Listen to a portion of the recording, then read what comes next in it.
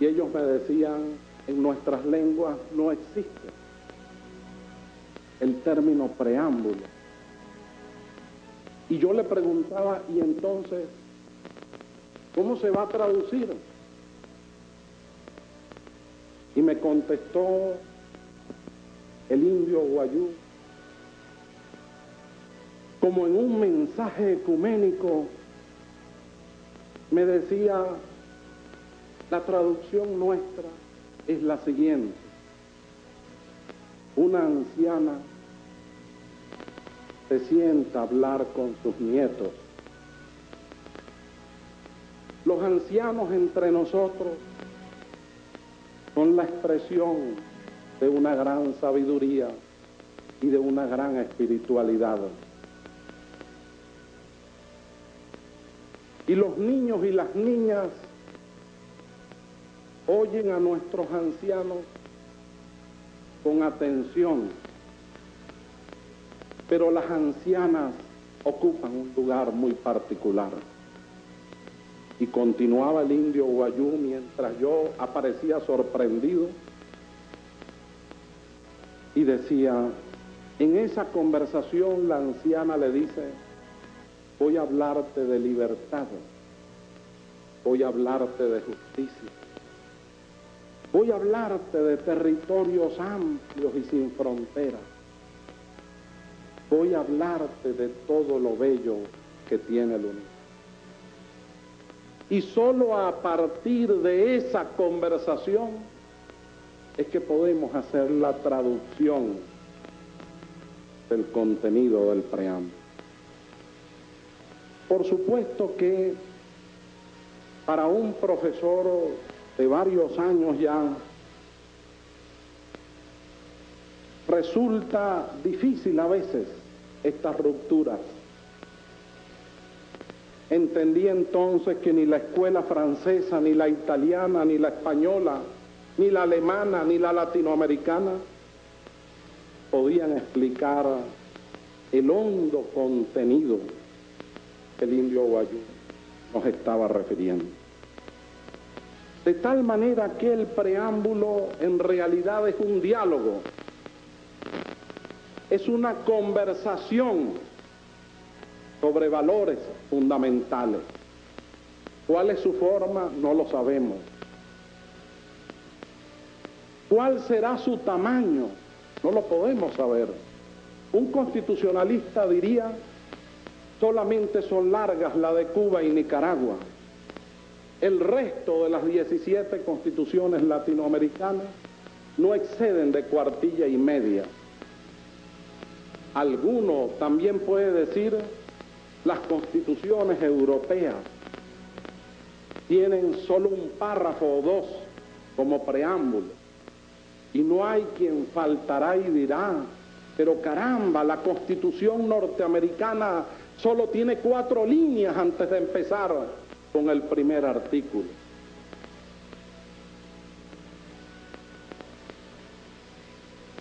Hemos entendido que el preámbulo es un diálogo. Así que pongo a su disposición los puntos centrales de ese diálogo. Se refuerza la doctrina bolivariana como orientación de todo el régimen constitucional. Se hace un reconocimiento expreso a los pueblos indígenas como habitantes originarios del país y quienes han participado en la configuración de nuestro proceso de identidad o de mismidad, dirían los filósofos. Se califica a la sociedad venezolana como democrática. Fíjense qué hecho tan interesante. Una nueva ruptura, Blancanieves. No hablamos de gobierno democrático, salvo en los artículos. Hablamos de sociedad democrática, Daniel. De sociedad democrática, previa al Estado, previa a la organización de las instituciones. Calificamos a la sociedad como soberana, multiétnica, pluricultural, se caracteriza la democracia como social y participativa y protagónica. ¡Qué debate tan difícil!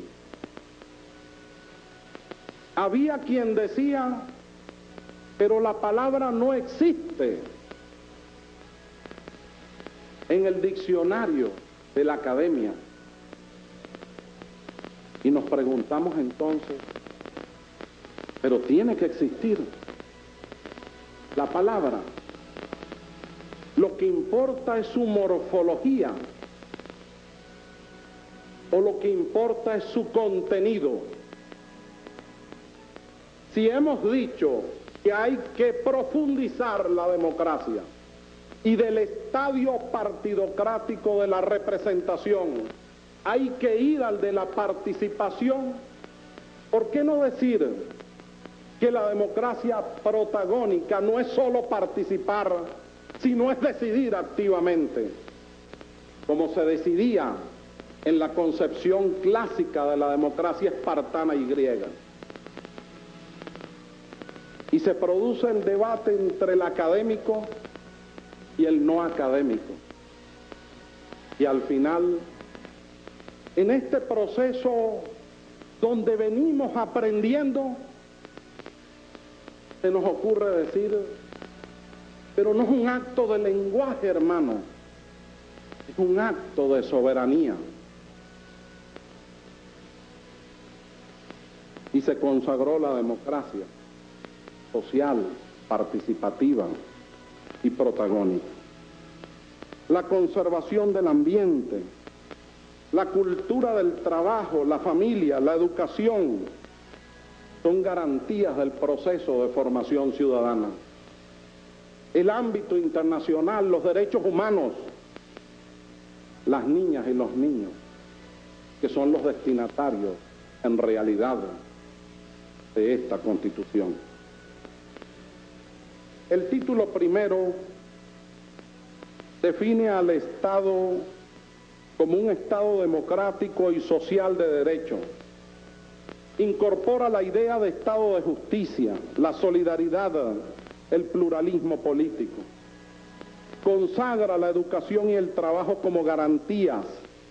Consolida un Estado federal que se rige por los principios de integridad territorial, cooperación, solidaridad, subsidiariedad, corresponsabilidad.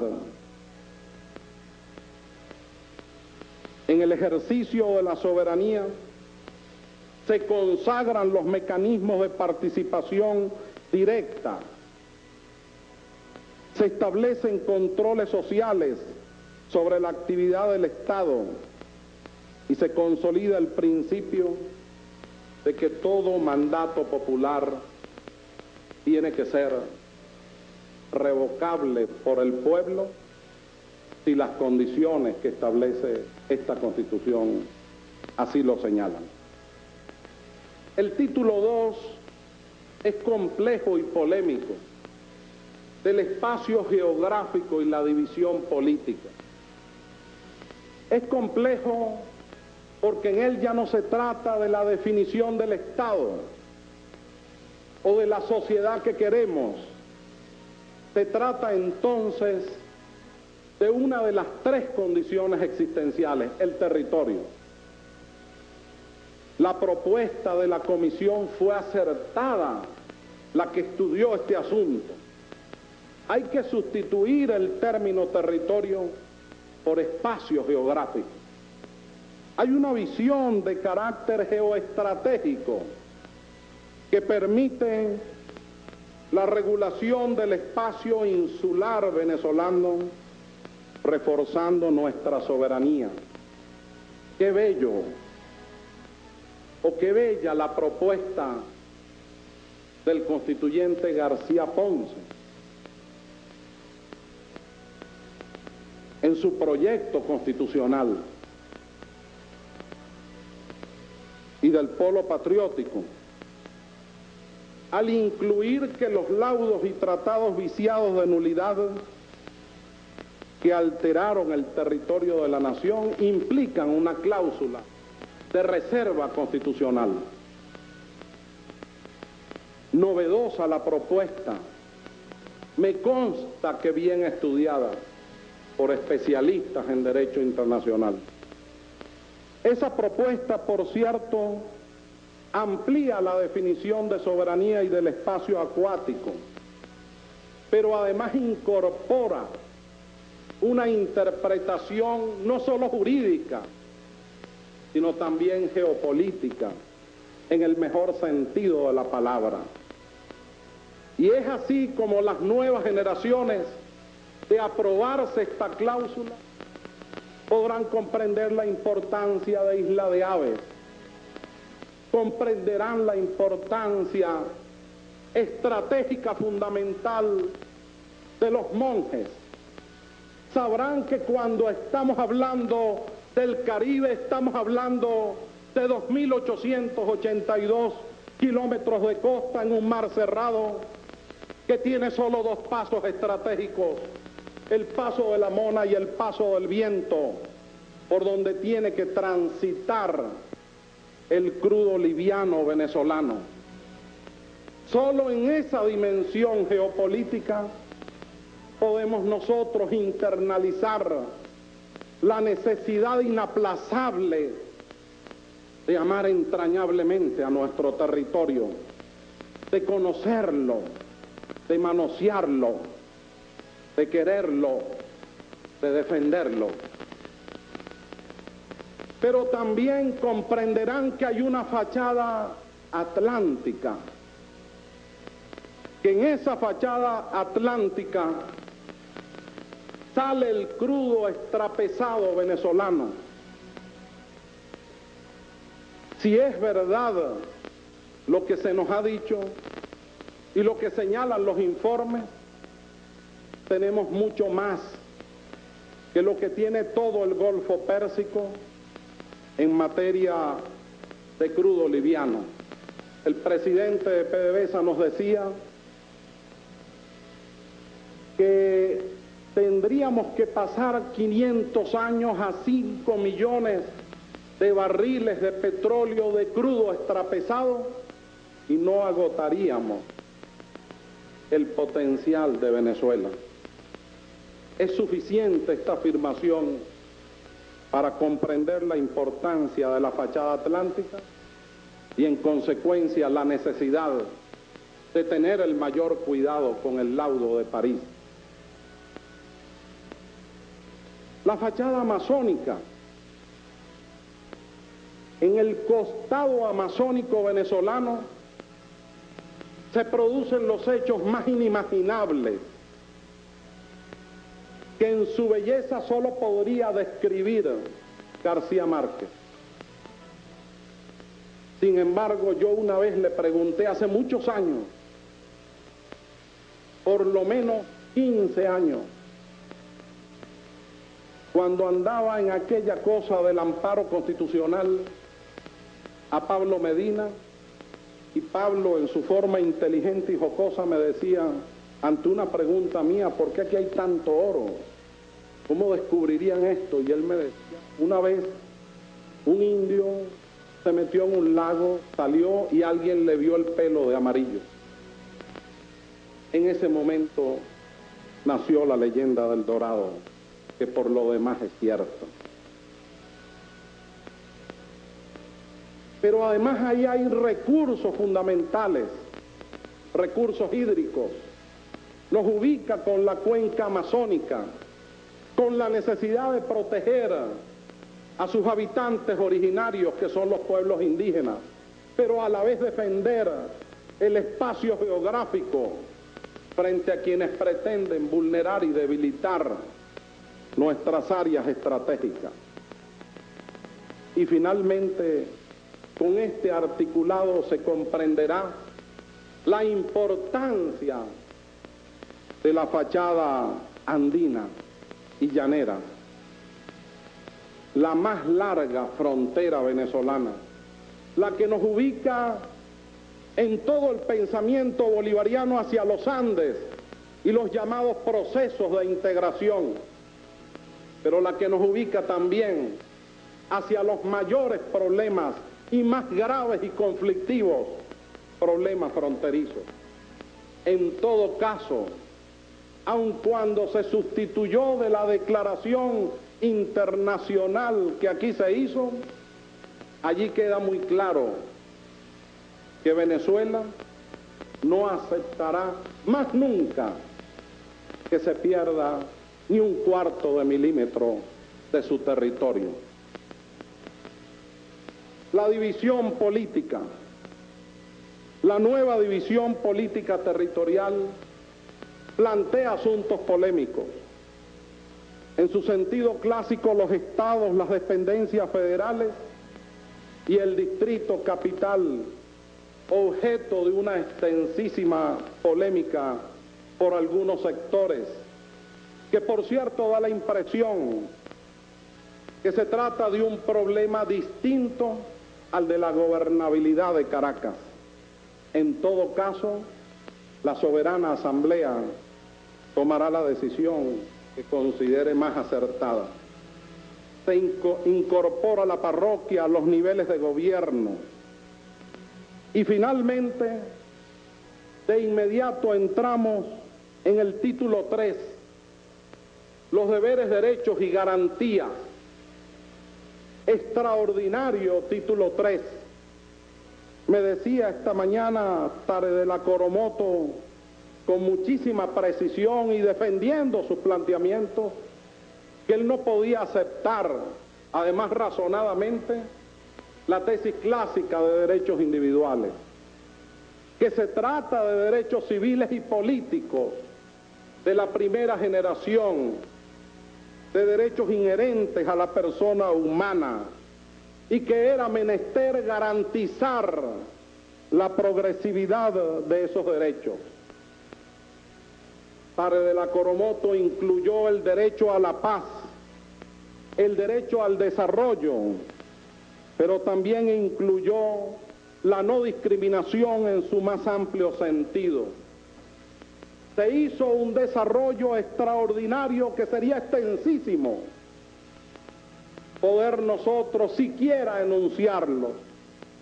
Solo me permito referirme, entre otros, a este principio.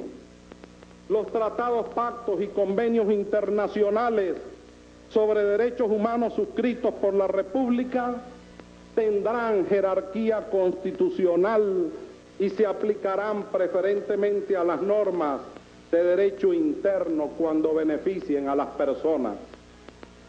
Bastaría esta norma para colocarnos en posición de avanzada en el derecho constitucional comparado, y bastaría esta norma para decirle al mundo, para decirle a la comunidad internacional, no solo que este proceso es democrático, sino que este proceso es profundamente humanista.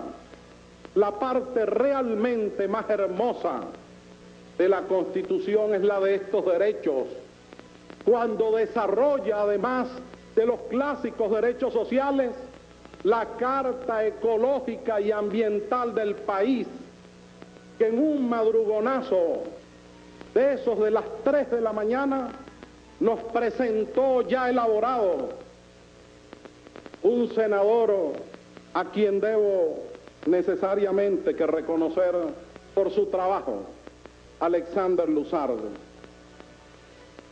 Los derechos de los pueblos indígenas. Había que ver a Noelí no solicitando, no planteando, no suplicando. Blancanieves y yo nos vimos al rostro y penetramos nuestros ojos y almas cuando Noelí por primera vez dijo: estoy aquí para exigir nuestros derechos.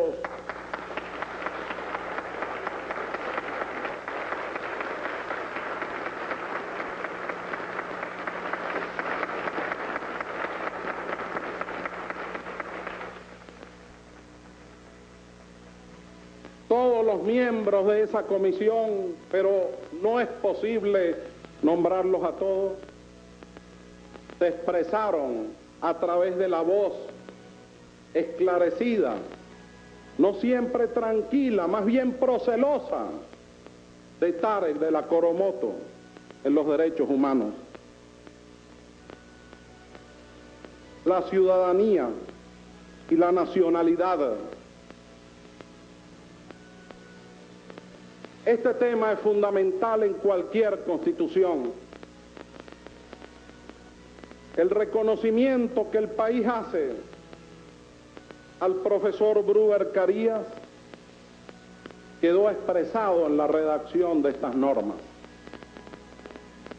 Se avanzó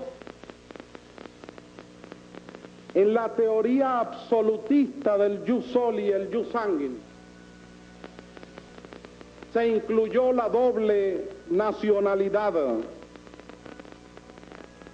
y se amplió los derechos políticos y otros de los venezolanos por voluntad, aquellos que vinieron y vienen a estas tierras de verdad a amar, de verdad a servir, de verdad a hacer, no aquellos que pensando en la leyenda del Dorado vienen a explotar, vienen a ganar, vienen a pervertir y luego se van. Jamás podré olvidar a mi amigo, el abuelo de mis hijos, español republicano, cuando me dijo: ustedes tienen el paraíso. ¿Has visto tú alguna vez la Gran Sabana? ¿Sabes tú lo que significan esos tepuyes milenarios? Sabrás seguramente que eso es irrepetible en el mundo. Es decir,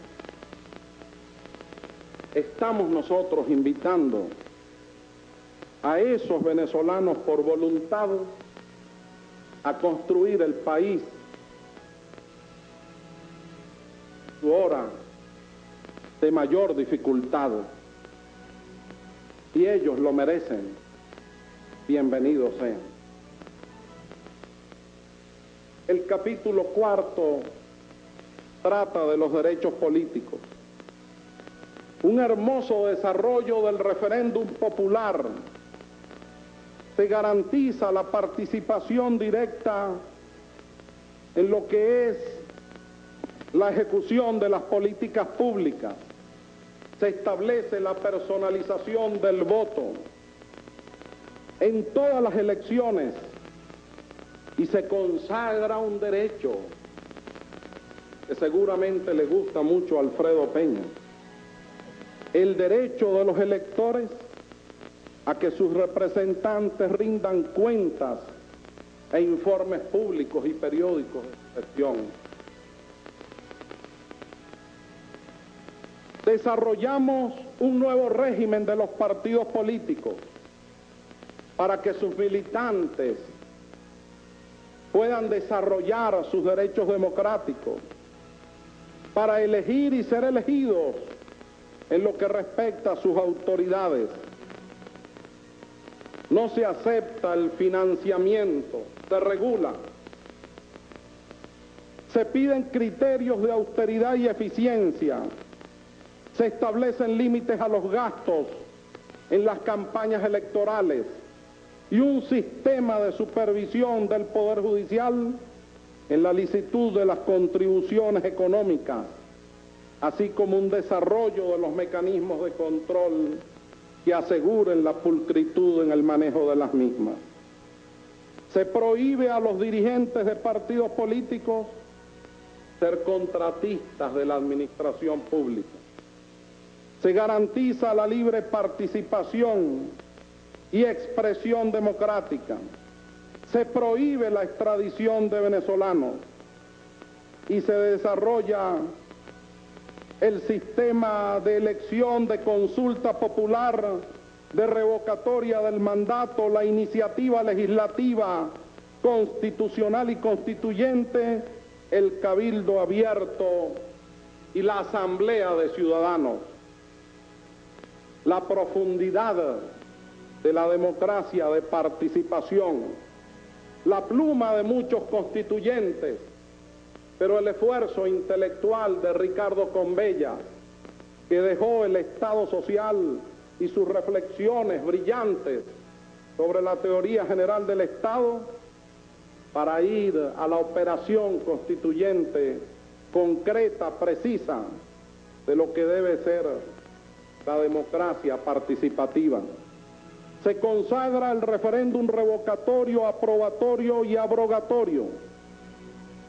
Y además se consagra privilegiándolo en la Constitución y también en las leyes. En los derechos sociales se incorporan no menos de 11 categorías. Nuestros adultos mayores, nuestros viejos, su sistema de seguridad social y asistencia, su salario justo, el desarrollo y protección de los intereses de los niños y niñas y adolescentes. Imposible hablar de este derecho sin mencionar a María Iris de la Luz Varela. A ella se debe, casualmente, esa defensa de niños y niñas a lo largo de la Constitución. Se incluye el derecho de los pueblos indígenas a una salud integral que considere su cultura, sus prácticas, su cosmovisión. El Estado reconoce su medicina tradicional, sus terapias complementarias con sujeción a principios bioéticos. Se desarrollan conceptos de calidad de vida, bienestar colectivo y acceso de servicios. La educación se declara como la actividad de mayor prioridad de la nación y del máximo interés público en todos sus niveles y modalidades. Y se desarrolla una hermosísima constitución educativa que haría sonreír si nos viera al libertador Simón Bolívar por sus postulados de angostura.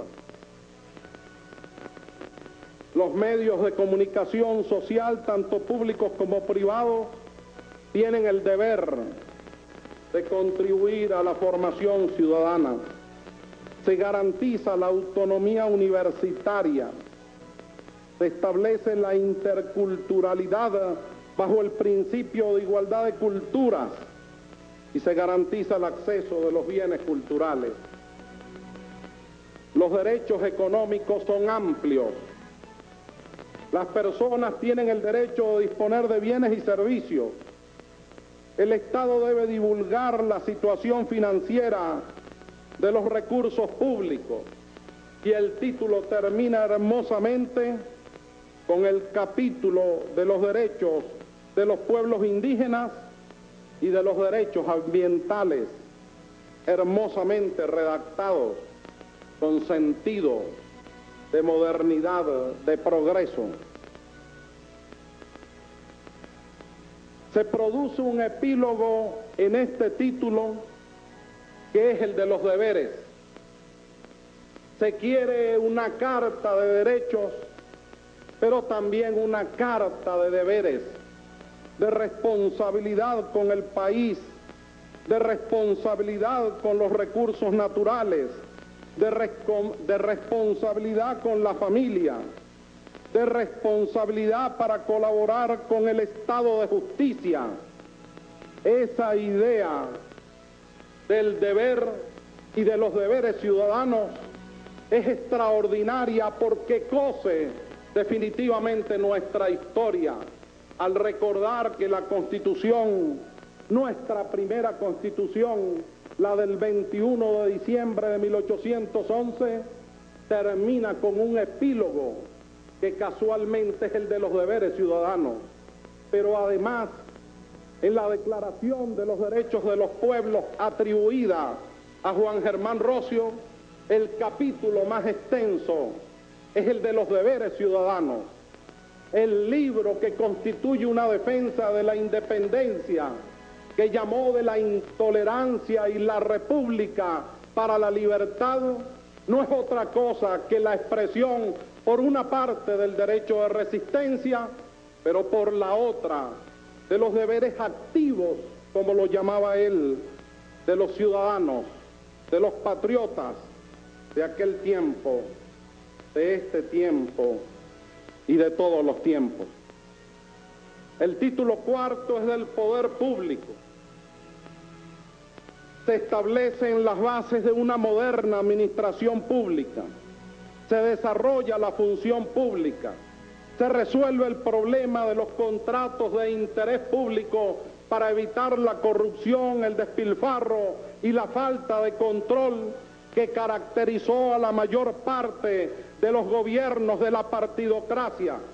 Si alguna norma es fundamental, es casualmente esta, la de los contratos de interés público. Ojalá la soberanía de la Asamblea Nacional Constituyente le dé carta de bautismo y podamos decir que de verdad estamos restaurando éticamente a la República. Se incorpora una sección de las relaciones internacionales, se le da base constitucional a la integración, a la soberanía, se incorpora el concepto de Iberoamérica y del Caribe y de la diversidad cultural, se desarrolla el ideal de Simón Bolívar de conformar una nación de repúblicas, frase marmoria, incluida a lo largo de todo su pensamiento, pero expresada con determinación en la conocida y famosa carta al chileno O'Higgins. Finalmente, se establece el principio del ejercicio de la soberanía para definir políticas comerciales en el marco de un sistema económico abierto al comercio libre con otras naciones y a las inversiones extranjeras.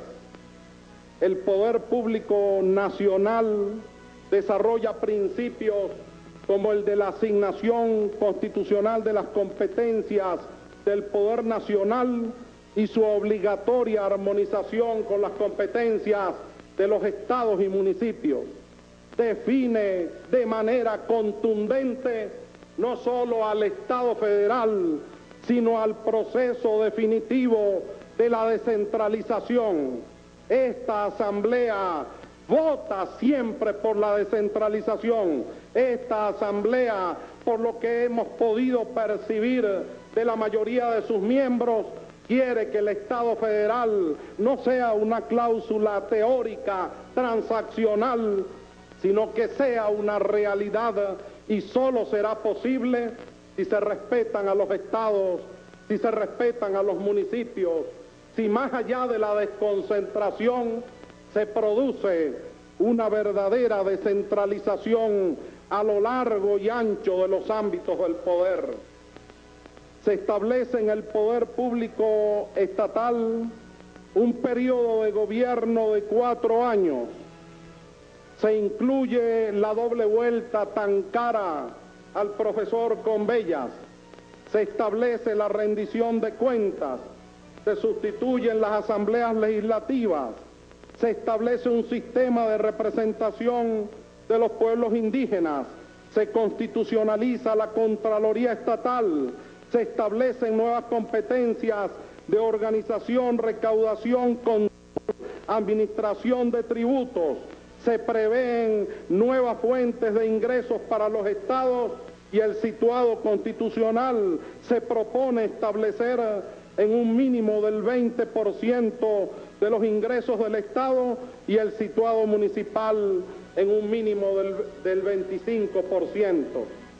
Se crea el Fondo de Compensación Territorial, se desarrollan las competencias concurrentes y la obligación de los estados a descentralizar los municipios en servicios y competencias, concluyendo el capítulo con la creación del Consejo de Planificación. En el poder público municipal se incorpora a los ciudadanos a la ejecución, control y evaluación de la política pública municipal, la obligación de organizar a los municipios de acuerdo a esas particularidades, la duración de 4 años, la doble vuelta y la reelección inmediata, la creación del Consejo Local de Administración Pública y termina bellamente ese título con el Consejo Federal de Gobierno. De allí entonces se pasa al título quinto relativo a la organización del poder público nacional con el poder legislativo. Debemos confesar ante ustedes que no fue posible, aunque se hicieron grandes esfuerzos, aunque oímos las dos tesis, aunque buscamos puntos de armonización, realmente la comisión no pudo resolver el problema de la unicameralidad y la bicameralidad. De tal manera que solo se habla de Asamblea Nacional y de manera muy directa, sin consideración de ninguna otra naturaleza, la Comisión Constitucional declara que no lo pudo resolver y que tiene que resolverlo de manera directa la soberana Asamblea Nacional Constituyente en el momento en que deba evaluar estos artículos. La duración de 4 años y la posibilidad de reelección inmediata, la rendición de cuentas, se conjuga la gestión de los miembros de la Asamblea con la iniciativa del poder ciudadano. Se incorporan mecanismos de participación como la consulta, la asamblea, el referéndum, a los que ya hemos hecho referencia. Las excepciones al sometimiento de consulta popular referendaria y aprobatoria, solo establecidas en las leyes en materia tributaria, de crédito público y presupuesto. Se establece la atribución de iniciativa legislativa al Poder Ciudadano Electoral y al Consejo Legislativo Estadal. El Poder Ejecutivo incorpora a un vicepresidente ejecutivo. Para ser presidente se requiere, o para ser elegible, no estar sometido a condena mediante sentencia firme o haber sido sentenciado por delitos cometidos en el desempeño de funciones públicas o con ocasión de estas. Esto, unido a la imprescriptibilidad, intenta resolver las graves noches de delirio, de despilfarro y de vagabundería a la que se sumergió la República en un ejercicio del poder autista y a espalda de las necesidades nacionales. Se aprobó el periodo presidencial de 6 años con la reelección inmediata y por una sola vez para un periodo adicional, estableciendo el mecanismo de la doble vuelta electoral. Se desarrolla el instituto de la disolución de la Asamblea Nacional en los supuestos específicos establecidos en la Constitución. Los actos del presidente ahora tendrían de ser aprobados que ser refrendados por el presidente y el Consejo de Ministros. Se establece la moción de censura a la gestión del vicepresidente con el efecto de la remoción del cargo. Se crea el Consejo de Seguridad y Defensa como órgano de consulta para la política de defensa del Estado democrático, de la soberanía nacional y de la integridad del territorio. Se aprobó ayer, ojalá tenga la carta de bautismo de la Asamblea Nacional, la creación por primera vez en Venezuela, al menos en ese modelo, del Consejo de Estado. Es verdad, dicen los críticos, que hubo una Constitución que previó un Consejo Federal de Estado, que fue la llamada Constitución Suiza. Nada tiene que ver con el Consejo de Estado que aquí se propone. Es verdad que en 1817 el Libertador intentó diferenciarse del modelo francés y del modelo español y buscó perfeccionar la idea del Consejo de Estado en 1818. La tesis de procurar un espacio de responsabilidad para que no ocurra, entre otras cosas, lo que ocurrió con la Constitución de 1961, que llegamos a estos tiempos y cerca del 50 o más % de su legislación complementaria nunca fue dictada. Una ley en la que tuve algo que ver, como la Ley Orgánica de Amparo sobre Derechos y Garantías Constitucionales, había estado prevista en 1961.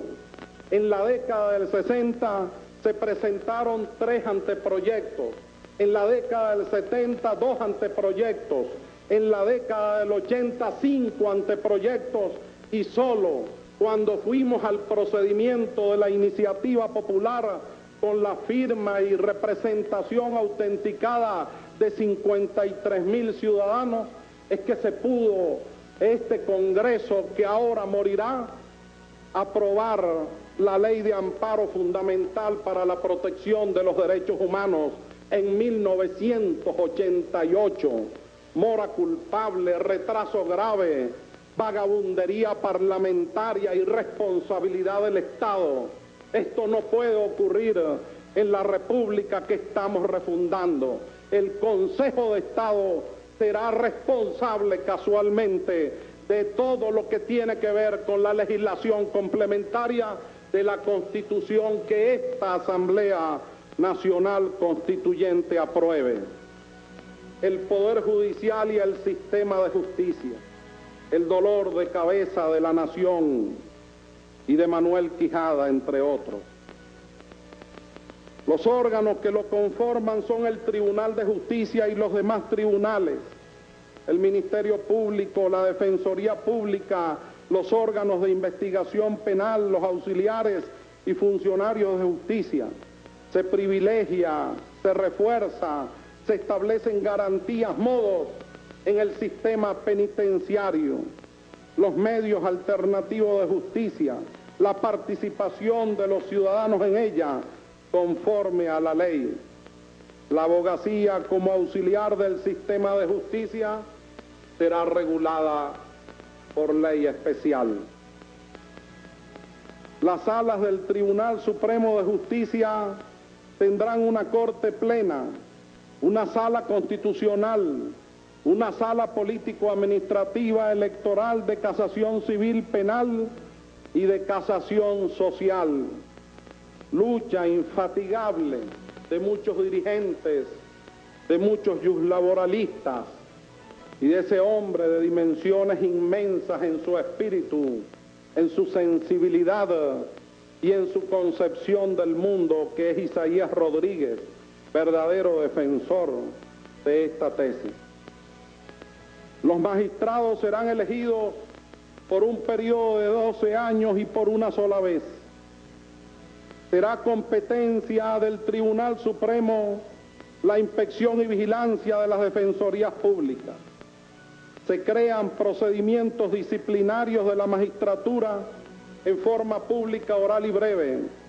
No prescribirán las acciones judiciales dirigidas a sancionar los delitos contra los derechos humanos, el tráfico de estupefacientes o contra el patrimonio público. Cuidado con que nosotros no aprobemos esta norma, porque este es un clamor nacional ante varios expresidentes que despilfarraron el destino de la nación. La no prescripción de las acciones judiciales no podrá dar más paso a esa vagabundería a la que se nos ha acostumbrado. Delitos sin delincuentes y, por supuesto, conclusión de expedientes por ausencias. Esto es parte de la restauración moral del país. Se crea el poder ciudadano, se integra con la Defensoría del Pueblo, el Ministerio Público, la Contraloría General de la República, coordinado por un Consejo Moral republicano. Las tesis más avanzadas del Ombudsman se encuentran desarrolladas casualmente allí, en esa propuesta. la Defensoría del Pueblo, el Ministerio Público, la Contraloría General de la República, la creación del poder electoral casualmente para relegitimar el país y para superar con la personalización del voto, la jurisdicción electoral y la representación proporcional de las minorías, la tesis de la democracia participativa hacia una democracia protagónica. Importante el sistema socioeconómico, el título séptimo. Comienza con el régimen socioeconómico y el papel del Estado, el carácter social de ese régimen, los principios de justicia social, eficiencia, libre competencia e iniciativa, la promoción de la pequeña y mediana industria, el turismo, las actividades empresariales directas o indirectamente controladas democráticamente por la ley en razón del interés público, pero con protección de la iniciativa privada y la inviolabilidad del derecho a la propiedad en su más amplia acepción. El Estado dictará medidas necesarias para alcanzar niveles estratégicos de abastecimiento de alimentos en cantidad y calidad, la protección de los trabajadores agropecuarios y el derecho a la propiedad de la tierra que trabajan.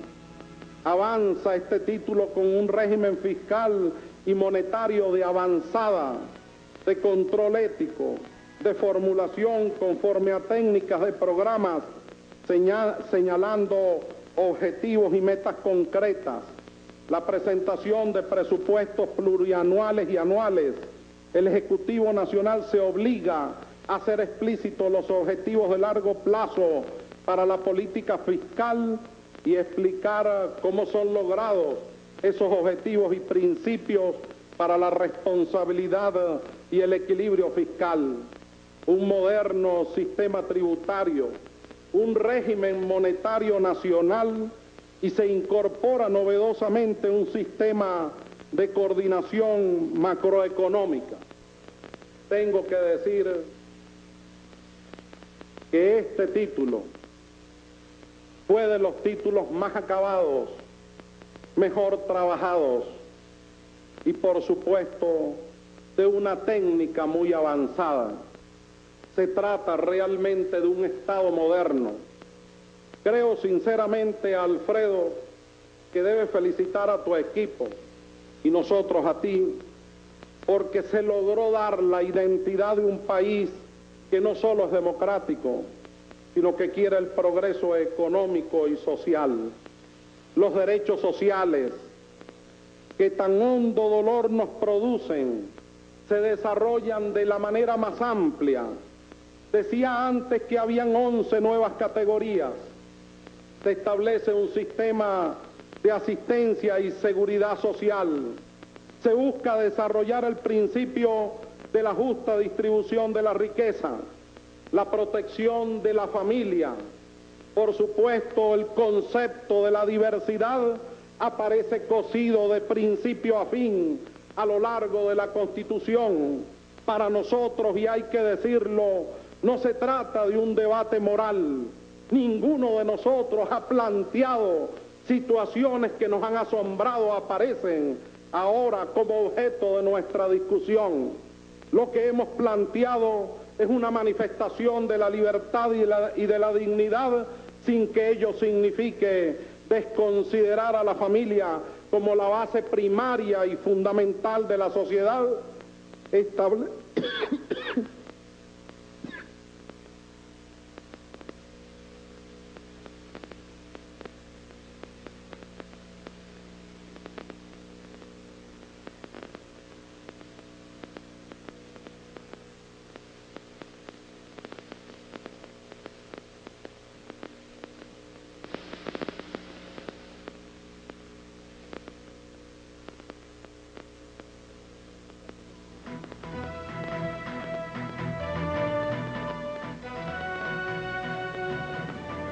Bueno, una interrupción evidente del constituyente Germán Escarrat. Él estaba interviniendo en lo que ha sido un discurso de ya más de 50 minutos, lo que estaba pros de la Asamblea Nacional Constituyente, luego de esta brevísima pausa que él ha tenido Ahora sí lo vamos a escuchar.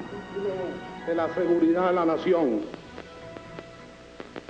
En ese título se plantean algunos prolegómenos que tendrá que resolver la Asamblea Nacional Constituyente. El tema de las Fuerzas Armadas de los estados de excepción y de los principios de seguridad del Estado. Aquí la propuesta es la de una doctrina democrática de la seguridad y defensa de la nación y la de una Fuerza Armada Nacional con 4 expresiones y sujeta a determinados principios. El principio profesional, el principio no partidista y, por supuesto, el principio de defensa militar. La participación activa en el desarrollo nacional. Se incorpora una norma muy polémica. Los integrantes de la Fuerza Armada Nacional en situación de actividad tienen derecho al sufragio de conformidad con la ley sin que les esté permitido optar a cargo de elección popular ni participar en actos de propaganda o proselitismo político partidista. La ayuda de Eliezer Otaiza, joven valor de Venezuela, para mí, él y otros constituyen el capítulo de heroicidad del proceso que activó el momento constituyente. A él le correspondió desarrollar y defender esta parte. Finalmente, la protección de la Constitución. Se trata de un título nuevo, propio de las constituciones modernas. Es el control de la constitucionalidad, que en el caso venezolano es un control concentrado y a la vez un control difuso. Se consagra, por cierto, el control de constitucionalidad por omisión, como lo tienen la mayoría de las constituciones latinoamericanas y algunas constituciones europeas recientemente, como la portuguesa. Y terminamos con los llamados estados de excepción o emergencia y el título relativo a la reforma constitucional. Hay que decir, por razones de honestidad intelectual, que en el esfuerzo de novedad de este título de protección a la Constitución contamos con la colaboración del profesor Bruber Carías y, por supuesto, de excelentes profesionales de las 3 universidades que prestaron voluntarios a este proceso: la Facultad de Derecho de la Universidad Central de Venezuela, el Centro de Investigaciones Jurídicas de la Universidad Santa María y la Facultad de Derecho de la Universidad Católica Andrés Bello. El último de los títulos de la reforma de la Constitución se desarrolla austeramente, pero casi con perfección, para no decir perfecto, bajo la pluma y exposición brillante del profesor Ricardo Convellas. Establece un sistema de reforma parcial, un sistema de asamblea constitucional cuyo objeto único es el desarrollo de una constitución y finalmente la asamblea constituyente que rescata los poderes originarios. Nunca más, si se aprueba este título, se podrá plantear ese debate entre asamblea constitucional y asamblea constituyente. Queda entonces el camino de las disposiciones transitorias que no pueden resolverse ni tampoco, perdonen,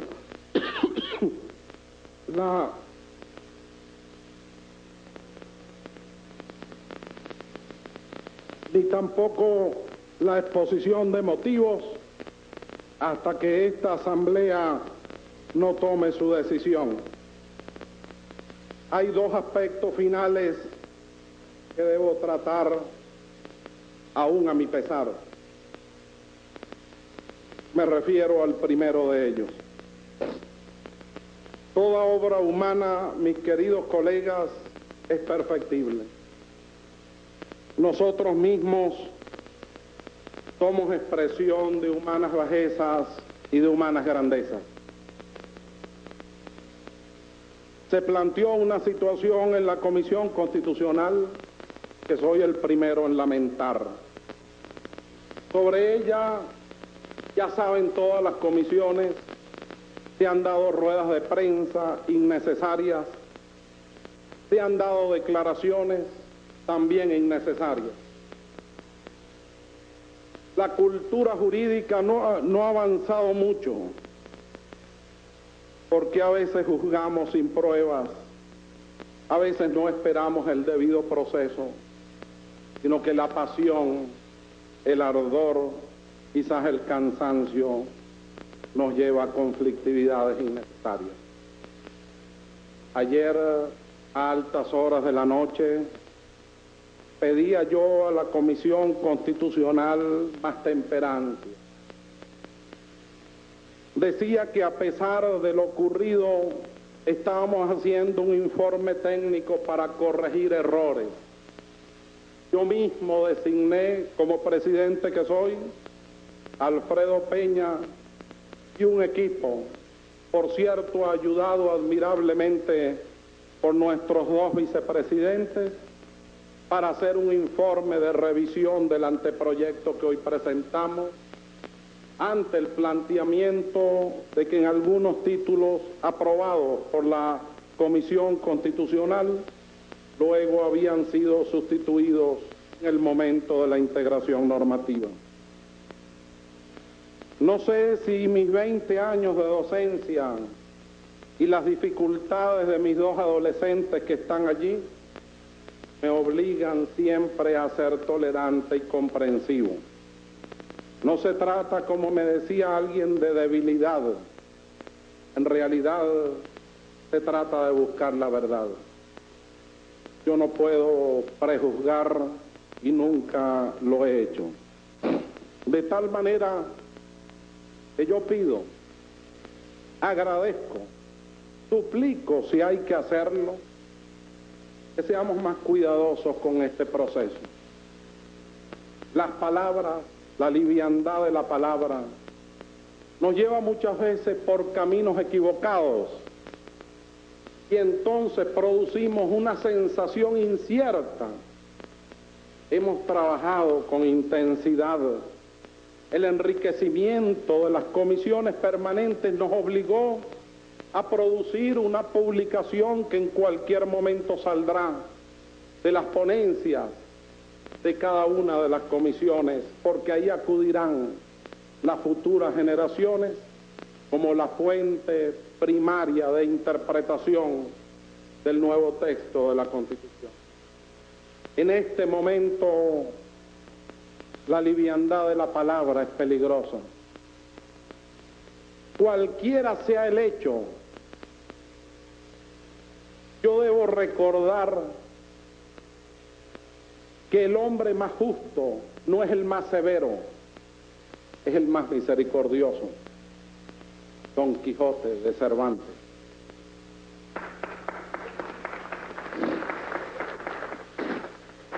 Pido en consecuencia que seamos cuidadosos con el legado que estamos dejando, como diría María Iris, a los niños y niñas de la nación. Nadie nos autoriza a defraudarlos. Es verdad, y yo lo comparto, que es conveniente a veces enseñar nuestros defectos y nuestras humanas bajezas. Quizás es un buen legado para no repetir errores, pero es un legado que solo pedagógicamente es posible cuando hayamos concluido la misión que el pueblo de Venezuela nos ha encomendado. Maltratar de alguna forma, empañar de alguna forma este hermosísimo proceso de fe y esperanza democrática sería realmente grave. Yo tengo quizás algo de culpa en esos conflictos personales, en esos hechos irregulares, para no calificarlos. Sometí a la comisión a una jornada de trabajo de 8 a 4 de la mañana. La verdad es que es una costumbre trabajar con intensidad cuando los retos están más allá quizás de nuestras fuerzas. Anoche pensé, y así lo digo públicamente, que yo era el culpable de ese conflicto. Probablemente, si no los hubiera sometido a la presión a la que los sometí, nos hubiéramos entendido mejor y con más tolerancia. Por eso los invité a dormir. Algunos durmieron demasiado y se aparecieron hoy a las 10. Pero en todo caso, era necesario tranquilizar el espíritu. Y hoy les pido templanza, resiedumbre. No tenemos el derecho, ninguno de nosotros, de defraudar al futuro de Venezuela. Yo recuerdo, y ojalá con esto pueda explicarme finalmente, aquella hermosa lección de San Francisco ante el Papa, cuando el Papa casi inquisidoramente le plantea algunos asuntos teológicos y San Francisco en su humildad le dice al Papa: ¿por qué pensar tanto en el pecado original y nos olvidamos tanto de la inocencia original? Yo les pido, aunque tengan razón a la Comisión Constitucional, que por favor no empañemos este proceso y vayamos a la búsqueda de la inocencia original, porque ella existe, ella está, ella es parte de ese consejo cervantino al que me refería hace unos minutos. La segunda consideración y consideración final es que la Comisión Constitucional no pretende, nadie ha planteado que la Comisión Constitucional sea una especie de comisión constituyente. Son pasos en un proceso de integración normativa, de transversalización axiológica. Son pasos difíciles en la ruptura de paradigmas, de formas, de modos a los que estamos acostumbrados. Hoy hemos concluido la primera fase, ahora vendrá la más, el debate plural, que tiene que ser tolerante, de respeto unos a otros y a las ideas, porque no estaremos a la altura de una constitución avanzada si no sabemos testimoniar. Nosotros tenemos que comenzar por testimoniarla. El país tiene que saber que de manera desprendida y por encima de nuestras humanas bajezas estamos dispuestos a construir una república distinta. Por eso, mis queridos colegas, si alguien me preguntara cuáles son los dos elementos más importantes de esa propuesta que ahora vamos a discutir soberanamente, yo diría los niños y las niñas de Venezuela y nuestros pueblos indígenas. Esos dos hechos ya justifican todos estos esfuerzos. Quisiera concluir con dos imágenes que en este momento me vienen a la memoria. A veces las imágenes en esta liturgia del constitucionalismo nuevo o de los actos constitucionales de un nuevo tiempo nos ayudan mucho más que las exégesis y las descripciones. La primera de ellas tiene que ver con los tiempos y con nuestra responsabilidad. Hay quienes tejen historias y fantasmas que nos asombran.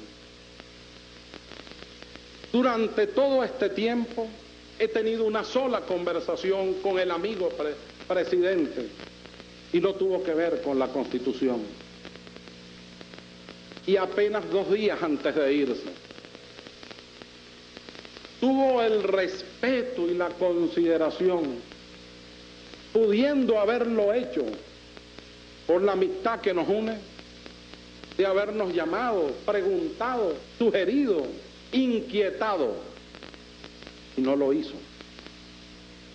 Ni siquiera me preguntó cómo va el trabajo de la Comisión Constitucional, ni siquiera nuestro tema de discrepancia, cómo va lo de la reelección, Ezcarrán, jamás me lo preguntó. Yo creo que es injusto afirmar que nosotros recibimos instrucciones o que alguien aquí responde a intereses subalternos. Los 131 constituyentes queremos responder a la soberanía popular y queremos hacerlo con agradecimiento y con generosidad en el esfuerzo. Que están apresurando el tiempo. Caramba. Entonces estamos en un juego suma cero. Si debatimos y no preparamos las ponencias es porque debatimos. Si preparamos las ponencias para debatir es porque entonces nos dedicamos a preparar las ponencias. ¿Es que se nos ha olvidado acaso que tenemos 6 meses solamente? Que hay un mes muy sabio de reflexión de la nación antes del referéndum popular, que ya lo que nos quedan son 11 semanas para 2 debates constituyentes y para organizar el referéndum. Yo rechazo que se diga que fuimos presionados. Yo rechazo que se diga que nosotros hemos corrido. Hemos tenido que acelerar porque es grave el síndrome de Ecuador. Nosotros no quisiéramos que un día se levante alguno de nosotros y diga, hoy a las 12 de la noche termina el lapso que nos dio el pueblo y nosotros no le entreguemos el proyecto de constitución para recuperar y para establecer la relegitimación de la vida cívica y política de la nación. La segunda consideración que quiero expresar con una imagen tiene que ver igualmente con el desafío. Todos seguramente han leído a Nico Kazantzakis, Carta al Greco, y todos recordarán el último capítulo, las últimas hojas. Abuelo, he luchado por la libertad. Aquí estoy herido, destrozado, ensangrentado. Cumplí tu mandato. Llegué hasta donde podía. Dime cuál es tu nueva orden. Y el abuelo lo vio tiernamente y le dijo, y te voy a dar una nueva orden. Ahora llega hasta donde no puedas. Esa es, mis queridos amigos, la responsabilidad que nosotros tenemos. Evitemos el juicio instantáneo, el juicio presente. Hagámonos eternos como don Luis Michelena, el que le cambió el nombre a este hemiciclo por aula de la venezolanidad, el que nos centró en un sentido de humildad cuando nos dijo, no son curules, son pupitres, y convirtió esto en una escuela. Y don Luis, esto es una escuela, quizás la mejor escuela, la escuela de la venezolanidad. Lo que hagamos ahora, la obra que tenemos que hacer, no tiene que ver con este tiempo. Tiene que ver con nuestros hijos, con los hijos de nuestros hijos, con mis hijos, con los de todos ustedes. Tiene que ver con esa anciana Guayú que conversaba con los nietos para hablar de cosas bellas. Por eso quiero concluir diciendo que cuando ya este proyecto de constitución sea aprobado en caminos, en pueblos, en plazas, en senderos, a lo largo y ancho de toda la nación, nosotros nos podremos ir recordando, don Luis, que estuvimos en unos pupitres de escuela. Qué lección de dignidad, qué frase la suya tan marmórea, tan ejemplarizante. Óyelo, Eduardo, pupitres, tu padre está en un pupitre, estudiando, aprendiendo.